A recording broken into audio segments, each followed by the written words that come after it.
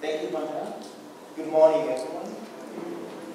I'm going to share with you the results of an assessment of integration of family planning and HIV/AIDS in urban health facilities in Kenya. And we'll start by going through this small background. I'll give you the objectives of the presentation. We'll look at the data sources, the results, and conclude with some problematic implications. Now, the global literature shows that in the past 20 years, the number of women of reproductive age has been increasing, especially in the developing world. And we do know that in sub-Saharan Africa, the unmet need for family planning among women in union is substantially higher, estimated about 25%, and even higher among women who are HIV positive. And in Kenya, it is estimated that about 44% of all births are unplanned.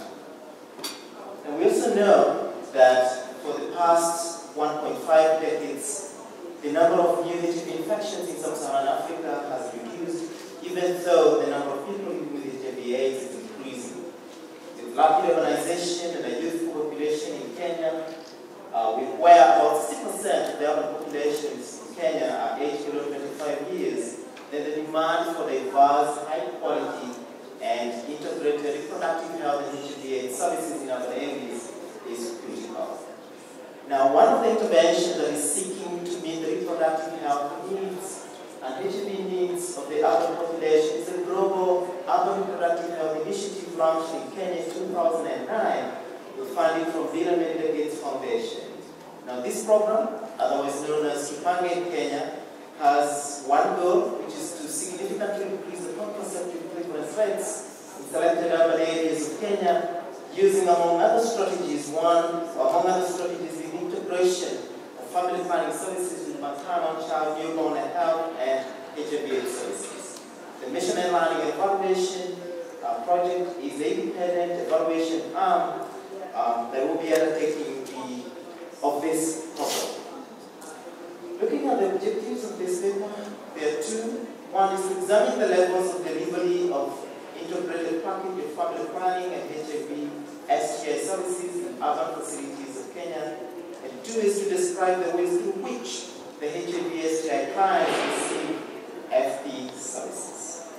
And we use a cross-sectional survey data from service delivery point that was gathered in 5 urban project areas where the Kenya Urban Reproductive Health Initiative is being implemented. The data was gathered by Kenya Medical Research Institute in 279 facilities, both private and public, and about 684 reproductive health service providers, about 4,200 female pilots introduced. Now, this chart shows you the distribution of facilities by type of service, and one of the bars, the blue one, shows that the proportion of facilities that are offering both HIV, STI, and family planning services as part of their regular health services, about 83%, which is significantly high. Now, this slide shows us of the first facilities that are offering HIV, STI management services, the percentage that is providing clients with FP information on the same day of visit that is estimated at about 85%. Now, this chart shows the distribution of female client exit interviews by type of service and type of facility, and we see that the proportion, or we see the number of the percent of female clients that are seeking HIV or STI management services, both private and public facilities is highlighted there. It's ranges between 57% in public facilities and 43% in private facilities. Now, this slide goes deeper to look at the contraceptive use behavior among HIV/STI clients. About 1/4 of them were not currently using a method of family planning at the time of the interviews. About 9% of them were currently pregnant, and about 64% of them, about 2/3, were currently using a method of family planning. 1/3 of them were using condoms, another 1/3 were using injectables, and less than 12%, about 11% were using implants. Now, among the female clients who sought for HIV/STI services, 90% of them received FP information at the time of the visit. Out of the remaining is about 82%. We have about 35% of them who say they would have accepted a method if it was offered to them. Now this slide goes into the detail to show us the receipt of FP information among HIV/STI clients, and shows about 57% of them received FP information from the provider. In other words, the provider initiated. About 19% of them did ask for the information themselves, and about 43% got FP information through another observation of passive video, such as observing a video at the facility or reading a poster that is hanging at the facility. Now, this data suggests that future urban family planning HIV programs can reduce missed opportunities in uptake of HIV and FP services through two main strategies. One is critical, is training the providers to initiate proper planning and HIV/AIDS discussion, and most importantly, it is for them to offer these services in an integrated manner. And two is to design creative demand creation activities to persuade their clients to actively ask for the services. We'd like to acknowledge Bill and Melinda Gates Foundation for supporting the survey and Kenya Medical Research Institute for assisting with the information.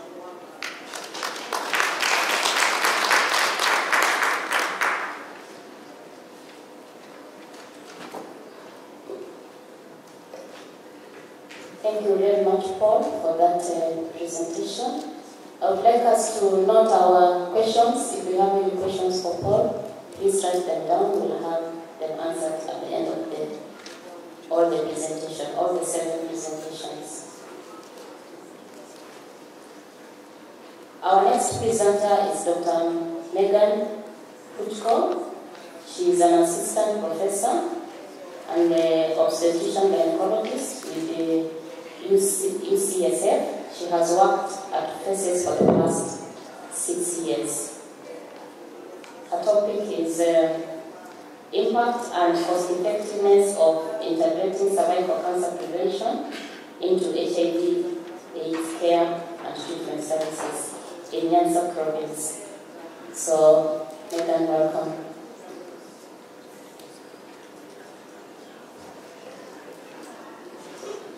Good morning, everyone, and thank you for coming to hear the second part of my talk on cervical cancer screening. I hope many of you were able to come yesterday, and I was able to convince you about the benefits of integration. Today I want to talk about cost and cost effectiveness. So, as I hope you all recognize, HIV clinics represent high-impact sites for integration of cervical cancer screening and prevention services, or CCSP as I'll call them. And designing effective CCSP programs requires identification of resource-appropriate screening techniques, optimal screening intervals, and effective treatment techniques. But the scale-up and sustainability of these programs depends on costs, potential population impact, and cost-effectiveness. So I'm going to focus on the cost-effectiveness part. And for those of you who may not be familiar, I just want to walk you through the steps of cost effectiveness so you're familiar with some of the things I'm talking about. The first step is to choose the perspective you're looking at in terms of costing and disease prevalence. So for this analysis, we took a societal perspective, so that includes costs that the government spends, that the donor programs or non-donor programs may spend, and that the patients or the clients themselves spend. The second step is to define the decision trees, in this case, the screening strategies, the probabilities of diagnosis, the effects of treatment, and the potential of treatment, disease recurrence. And then the outcomes that we'll look at are going to be defined as quality-adjusted life years, which is the common terminology used in cost-effectiveness analysis. And those measure how your quality of life is impacted by factors such as the screening procedure itself, diagnosis of cervical cancer or precancer, effects from treatment of precancerous disease or invasive cancer. And then the important other component of the cost effectiveness analysis is to determine the costs that go into providing these treatments. So the outcomes that we'll look at are the cost effectiveness ratio, or the cost per quality adjusted life year. Specifically, we're going to look at the incremental cost and effectiveness ratio when we compare one strategy to another. I think it's also important to talk a little bit about the cost effectiveness threshold.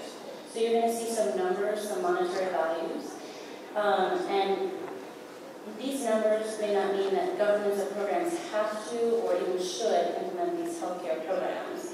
They still need to fit in with the government's priorities and their overall budgets in terms of feasibility. And certainly, interventions that may be cost-effective in wealthier countries may not be feasible or even imaginable in resource-limited settings. To help us decide what may be a feasible or cost-effective intervention in resource-limited settings, several organizations have put forth potential definitions. We've used the WHO or the World Bank definition of cost-effectiveness, which is that the intervention will be cost-effective if it is determined to cost 3 times the gross national income per capita, or extremely cost-effective if it's one time the gross national income per capita. So in Kenya, that value is $737, and 3 times that would be about $2,200. So interventions that are less than that would be either cost-effective or extremely cost-effective. And examples of interventions in sub-Saharan Africa that have been evaluated for cost-effectiveness are first-line heart therapy, which comes in at about $550 per DALI, which is analogous to Holland, which is would be an extremely cost-effective intervention. That's compared to Heart Plus, which is Heart Plus second-line treatment and directed therapy for TB, which comes in around $2,000 per DALI. And then cheaper interventions like BCT and STI prevention. So in thinking about the cost-effectiveness, remember that it's driven by both the cost and the health impact. So it's the cost on top and then the quality, which represents the health impact on the bottom. So in our cost-effectiveness analysis, we designed a decision analysis tree which had 4 nodes. We compared a baseline policy of no cervical cancer screening, but included the cost for treatment of invasive disease at local regional hospitals, with 3 strategies of integrating cervical cancer screening into HIV clinics. The 3 that we looked at were a single lifetime CNG therapy, in which women had a visual inspection with acetic acid, followed by cryotherapy if that was positive. The second one was using a CNG strategy every 3 years. And the third one was screening with visual inspection with acetic acid every 3 years with treatment for biopsy-confirmed precancer IVD. So that third one is a more resource-intensive strategy, and it's what's currently being used at bases. And the second one, the CNG every 3 years, is what's being rolled out in the peripheral districts, and we've been using for the last 2 months. So this is an example that I don't want to go into detail of, but this is a single node on a decision analysis tree. And you can see that even with one screening strategy, there are multiple different outcomes. And within this tree, we look at the probabilities of positive tests, the probability of disease if the test is positive, the probability of women accessing treatment, the probability of the treatment being effective, and the probability of disease occurrence after treatment. So for all those probabilities, we got inputs from the literature, from we got epidemiologic and clinical parameters from the Kenya DHS and the census data from 2009, from our own CCSP program data in Kisumu, and from published data from HIV programs integrating cervical cancer screening in Kenya and Uganda.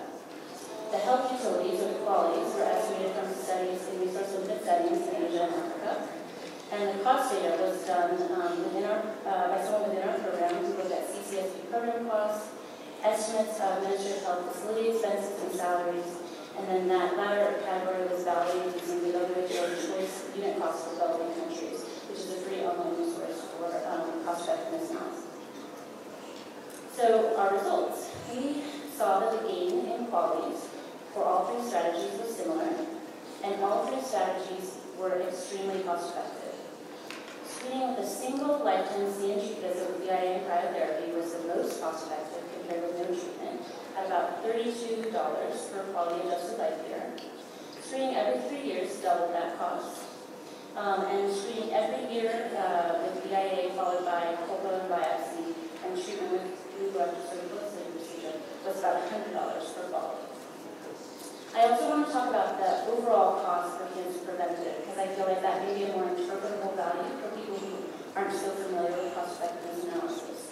So the costs were very low for preventing cancer. They range from $3,400 to $4,800 per cancer prevented, and costs for cancer-related death averted range from $4,300 to about $6,100. So these are very inexpensive interventions that we do. So the next step in cost-effectiveness analysis is to see how that cost-effectiveness ratio varies depending on some of the different disease parameters we may see in different populations. So as our model input, we use prevalence of CIN2-3 or cervical precancer of between 7 and 8%, which is the prevalence we see in our clinic. So we wanted to vary that prevalence to see whether the intervention would remain cost-effective at different prevalences of cervical disease. And it did. So on the red bar is the top is the screening every 3 years, followed by biopsy and lead. The gray line is screening every 3 years, followed by cryo, and then the blue line is screening every 3 years, or just a single lifetime screening, followed by treatment and cryotherapy. And these were all extremely cost-effective, no matter what the prevalence of disease was. But you can see they became less than they would continue to be cost-effective and about plateau at a rate of about 35%. So the other way we wanted to do a sensitivity analysis was to look at the overall costs depending on varying the proportion of HIV-infected women enrolled in care, hypothesizing that as HIV-infected women are at increased risk of developing cancer, getting more of them enrolled in HIV clinics that provide cervical cancer screening services would actually reduce the cost per cancer death averted. And that was true.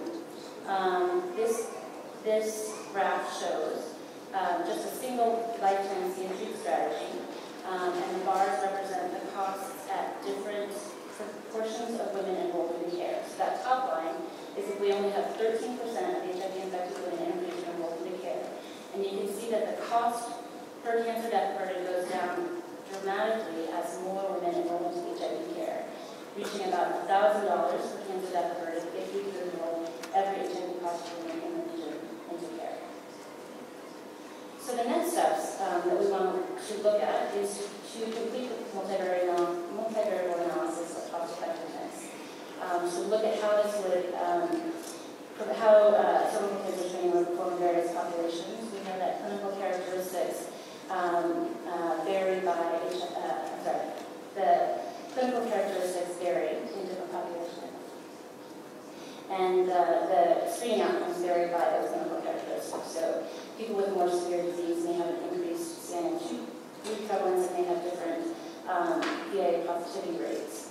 And we also want to vary the characteristics by the proportion of women in care and the duration of care of HIV disease, because we feel like as women are getting healthier, then that may improve the outcomes for cervical cancer disease and treatment. So we're now in the process of carrying out these next sets of analysis. And then we want to test the robustness of our model of other populations, because it's based on data from the medical department. And then I think we should disseminate these results to program planners so they can take them into account when planning their integration models. And in conclusion, cervical cancer screening within HIV clinics is extremely cost-effective, regardless of the strategy chosen. However, a single lifetime visual inspection, coupled with cryotherapy, is the most cost-effective. And cost-effectiveness increases as the population prevalence of CIN2-3 or cervical precancer increases, and as the proportion of HIV-infected women enrolled in care increases. And so we think that this data may help district level and national level healthcare planning. Thank you. Based on some study that was equally conducted in Western Province that showed that the mother-baby care intention NC settings results to better outcomes compared to the referral to the comprehensive care settings. So in April 2011, EDPAF, through one of its projects, began integrating the safe services in 11 districts in Nyanza. Hopefully I'll be able to answer. There's a question that came that was asking if such kind of research is done in one area as compared to the other. You will realize in my presentation that the northern part of Nyanza may not be the same as the southern part of Nyanza. So moving forward, the HIV prevalence of Kenya is about 7.1, that is KICE 2007. with a PMT evaluation study in 2010 saying MTC rate was about 10. In the same 11 districts in Nyanza, this was estimated at about 20%, almost double in the year 2010. So Elizabeth Glaser, this particular project came in around October 2010, and during that time, only 35 facilities were able to offer both treatment and prophylaxis within the MCH settings. So as you can see, this is one of the routes to the state districts, and you can see that is a vehicle. So ask yourself, if a vehicle has to meander through the stones, what of this particular woman, very pregnant, or this woman with a baby or babies? So integration indeed is a journey with careful strides, of course, finding out where there are stones. So amongst the methods that we did some baseline review of the PMTC data in the same 11 districts. Remember what I'm talking about here now, site-based. Between the period of October 2010 to December 2010, and just to define the areas that need support. And also some key interviews were done for the DHMT members, amongst them the DMYs, the DHRIO, and the DASCOs. These are the people who were charged with seeing to it that activities within the district take place. So what was our findings? One of the key findings was that HIV positive women at the dispensary level were being referred, yes, but with no clear documentation. So whether they reached the same referral place or not, no one knows. And even then, if they were referred to a health center, there was still a two-step referral from MCH to the Comprehensive Care Center. And whether they reached that site or not, no one knows. Because it is one thing to refer to the next room, but it's another thing to confirm that the person indeed went to the next room. We also found out that staffs at the dispensaries were unable to initiate patients on ART, yet they were giving prophylaxis. The same staff would tell you they are giving prophylaxis. But when it comes to ART initiation, we tell you this woman has to move to the next level. So once again, we are talking about our journey. The journey must go on with determination. This is still one of the routes. I don't know the makeup of this car. I know the men know. But if it can get stuck to that extent, then how much more do we expect the woman, the baby, when the man is at the gate to reach the next level? Of course, the journey has to move on, leaping through the tight and steep areas for achievement. These are actually the routes that are being used by these women. So what next? What are our interventions? One of the things that we have a curriculum in Kenya known as IMA, Integrated Management of Other and Adolescent Illnesses. It's actually an integrated curriculum that takes 6 days.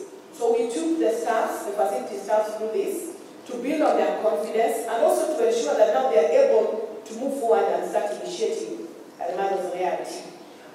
We have Mother Mentors program in the country, so we built on this and brought up the peer counselors model, where the peer counselors are the HIV positive clients who come on board now to be counselors to those HIV positive mothers. We also introduced something that was very key to us, an integrated filing system. When we came on board, the filing system was the mother had a file and the baby had a file.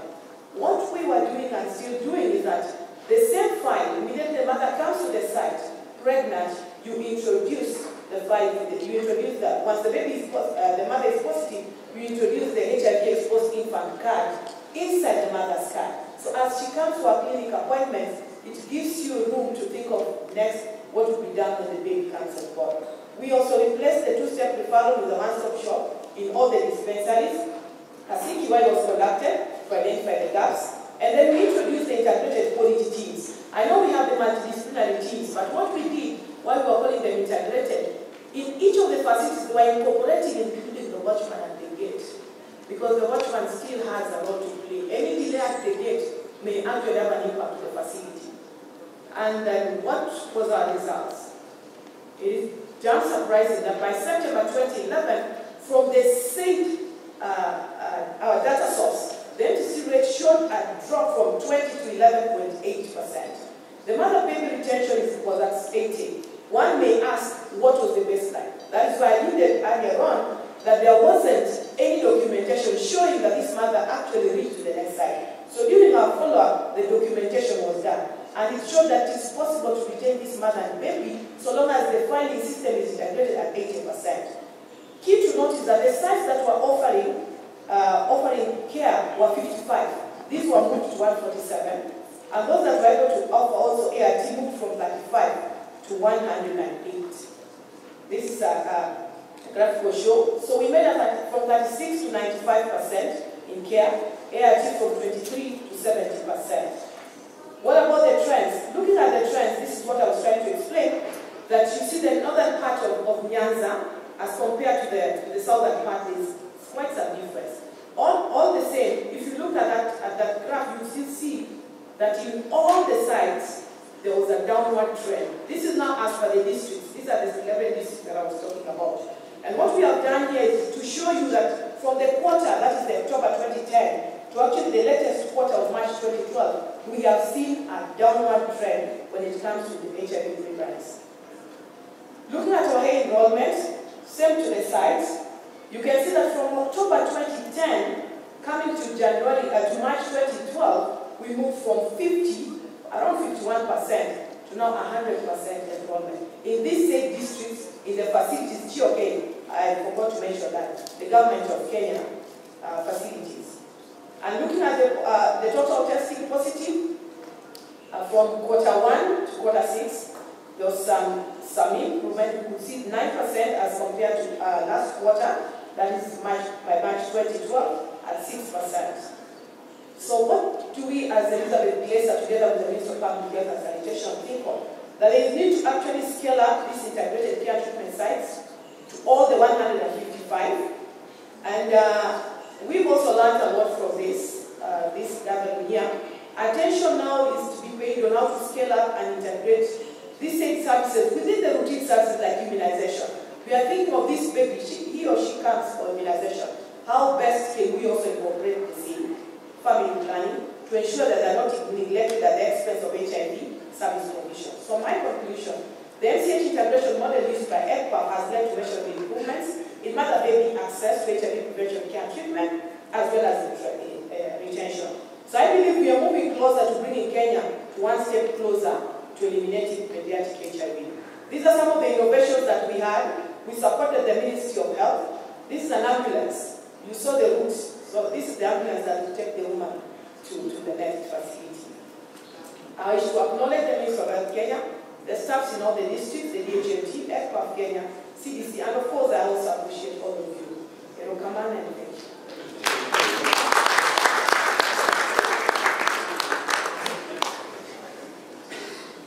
Thank you very much, Colleen, for that good presentation. I would urge all of us to keep time. Our next presenter is Richard Mutemwa. Dr. Richard Mutemwa is a research fellow at the London School of Hygiene and Tropical Medicine in the UK. His title for today is Nowadays We Communicate, What Providers Think About Integrating HIV and Reproductive Health Services in Kenya and Swaziland. Welcome, Richard.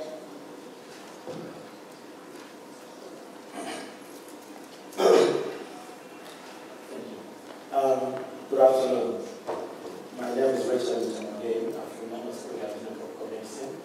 I'll talk to you about some of the findings from the qualitative qualitative study that is running along the main cohort data collection exercise in Integra. I gather that yesterday a colleague talked about Integra, so I won't go too much into it.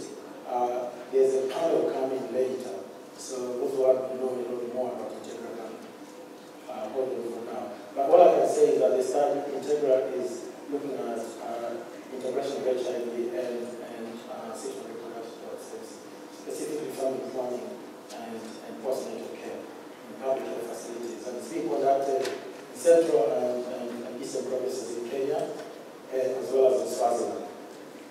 So this study was conducted in 2010 in both countries among healthcare providers, frontline healthcare providers, and the idea was actually to develop a meaningful understanding of their ongoing experience with the provision of integrated services. So in this study, we are not going to hear the side of those providers in the control facilities in the study. Okay. And we had 32 in-depth interviews in Kenya and 24 in-depth interviews in Balana, Manzini, and it wasn't, the sampling was really optimistic. It depended on who we found on the day we had scheduled the interview to take place. However, the tools themselves were actually extensively piloted and the field workers trained. So the overall impression from this study was that between the two countries to start with, there wasn't immediate, obvious, significant differences between them. And generally, there was good understanding among providers regarding integration, what they were doing actually. And that generally staff were enthusiastic. We'll put this in context when we get to the detail of the findings. But generally, they were really enthusiastic and had a lot of expectations before the actual activity starts. Generally, okay, we can say integration actually does affect the work environment around the provider. With significant individual level and reported operational level benefits. And I'll clarify what I mean by reported in a bit. However, there are challenges, and since yesterday we've received challenges and some exciting programs that are implementing interventions against those challenges in integration. Okay. So, talking to the providers, this is what we found generally. I mean, there are so many of them in terms of variations, but grouping them together, this is what we found, the different levels of integration that providers described to us. In some facilities, they were able to achieve provider-level integration, so the provider was able to provide more than one service to the visiting client. In some facilities, it was really image-level integration, where maybe a service used to be provided in another facility nearby, and that facility, that service has been pulled into the same roof. So, and then in the third one, which we've, for lack of a better term, we've called mixed integration. In this case, you have actually a provider providing more than one service to the visiting client. But because of lack of physical space and some equipment has to be located in different other rooms, you actually have a situation where the provider has to work with the patient from room to room. Okay. I'm not able to give you the numbers at this stage on these, but that's what just describing. So, in general, our findings come in four batches. The first batch is about what the providers perceived are the benefit to them as the individual or as a human resource individual who is working in that facility. And then at the operational level as well, if they've noticed any changes or any impact. And then we come to the challenges, and the challenges as well, we've looked at individual level challenges to the individual provider, but also at the operational level. So we'll start with benefits of integration at the individual level. And the immediate one that jumped out of the bunch of qualitative scripts is the issue of job satisfaction. They think that through integration they will be able to provide quality service to the clients, and the clients actually were giving them sort of some very positive, encouraging feedback. The other one to the individual again was enhance the skill range. We've heard about how training tends to accompany the integration process, and so through that training and through exposure to more service that the provider was able to do earlier or before integration, that they found that beneficial to them. And a lot of them mentioned being aware about other diseases and how to, and the interventions that are involved in trying to address them. The other one is enhanced professional stimulation and reduced barriers, where before, if someone was just providing family planning, it was just family planning throughout, and all you saw were family planning clients. But at this stage, they were able to now see a range of other clients, and that to them was quite stimulating in the job. In operational level, there's improved attitudes towards work, and they feel that within the facility there's increased communication between different kinds of staff. And these are some of the other operational level benefits. We were not able to, at this stage, corroborate that using quantitative data, but it is qualitatively reported that they've seen an increase in service uptake. Of course, you can look at different ways that it can create an impression that there's an increase in uptake, but but it's reported. And reduced queuing for clients. They no longer have to queue more than one time when visiting the facility. More especially for those that are provider level integrated. There were a few reports of reduced workload, which was quite a bit of a shock, but actually for us. But later on, when we got into the data, we found out that it was we found that some of them reported having recruited extra staff just before starting integration. So the workload redistribution actually had a significant impact on the workload. And also, a lot of them, we can go into details talking about this, but they talk about ability to prescribe long-term healthy methods, which means really retain clients where, we significantly reduce by proportion. I've talked about redistributed client provider, which means that if a client was able to see 100 patients before, this time they have they've got to see just a proportion of that. In terms of challenges, individual level remuneration is a big issue. I don't have to emphasize that.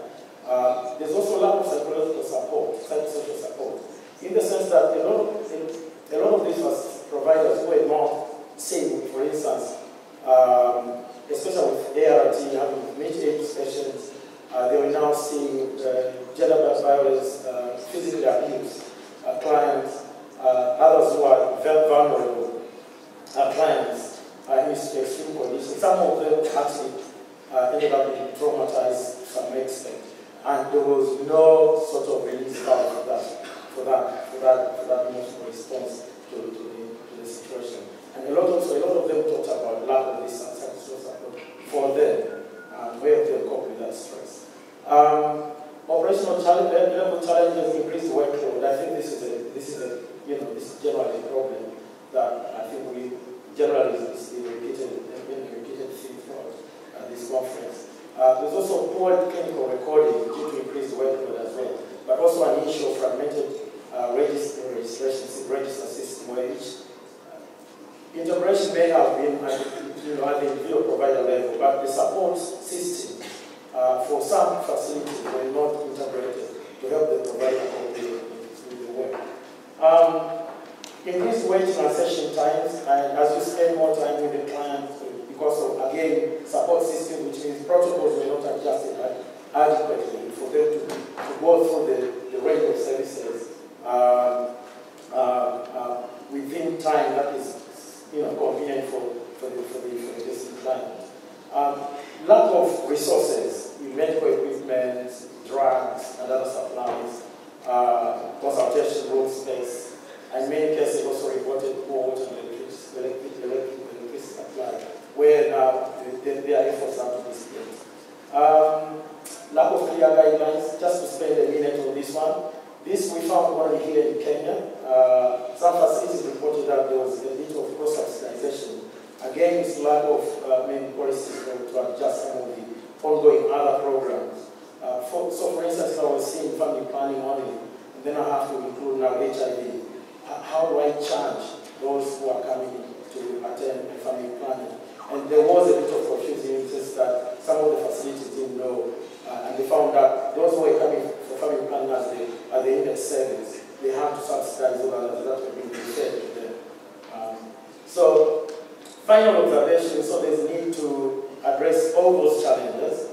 But I feel the main thing that is coming through from all these mishmash of problems is actually that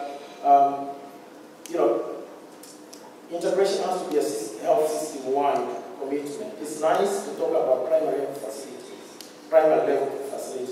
but it has to start from the top. And I think a lot have been talked about assessment, and I think that assessment process is really important in setting up the preparedness for the facilities before, prior to the implementation of integration. Also, okay, thank you.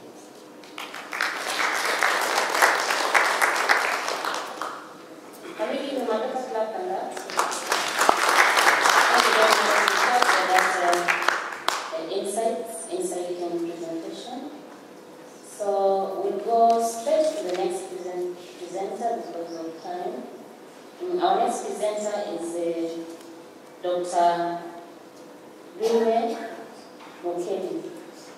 Dr. Dulwe Nokedi is a Deputy Director, ProAct Project, Management Sciences for Nigeria.